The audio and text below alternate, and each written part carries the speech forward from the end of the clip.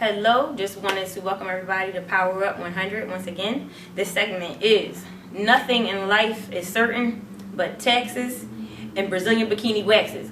And I got Nelson here with me to help me explain, to tell this story about how we relating Brazilian bikini waxes to some little bit of public policy. Alright, so I just went and for the first time got a bikini wax. Right. And it was a little crazy, so I was kind of questioning certain things about myself because I'm sitting there. Because I'm sitting there, and you got your legs all open, wide open, and some lady just rubbing wax on you, right? And so I'm sitting there, I'm thinking like, ooh, this feels nice. Do I like it? And I'm like, I don't like girls, you know. Normally I'm just like, all right, that ain't right. But at the same time, it didn't, pleasant. Well, it didn't hurt until she rubbed it, and then stripped it I off. was like, oh my God, I hate you. So now I done developed this love-hate relationship with my darn, what you call them? Bikini waxologists? Yeah, whatever. So I'm just sitting here thinking about it, causing me to think about it. Like, okay,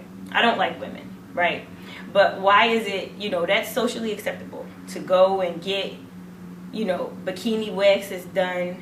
We go through all these measures to be beautiful, right? And there's nothing natural about getting rid of all my pubes. It's more aesthetically pleasing. Now it looks better. Well, yeah, sure, but okay. So I'm going through all of this, and then here I am questioning my whole who I am. I have nothing against homosexual. I mean, whatever. I think homosexuality, you can be whatever you want to be. I actually think it's silly that the country doesn't. How we are. And I don't even know how to put this, Lord. We can't edit this out because it's real. The way we abridge the rights of people who choose to be sexually active with others of the same gender or sex or whatever, I think is ridiculous. And it is. And it's not, it's not to say that, no, it's not okay.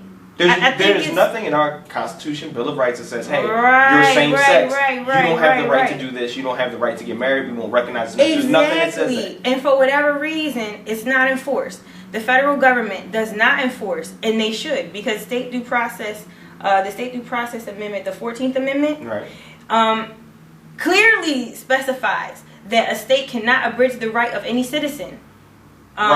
On the basis of But the argument is that the federal government should infringe on states' rights because it is a state's marriage license.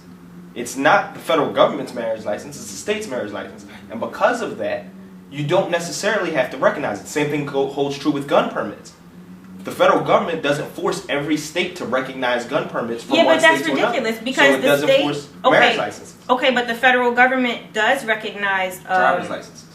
Okay, they recognize driver's license. Listen, there's just certain things that should just be nationally accepted all around the board. That's one of them. It's like to say, well, at one point, different states didn't recognize certain races to vote or genders to vote. Like, it's not like women can vote. If black people or Latino people or Chinese people, any other Asian people, just all of a sudden a state decided to say, oh, y'all can't vote no more, or you have to do this in order to vote, which was very prevalent.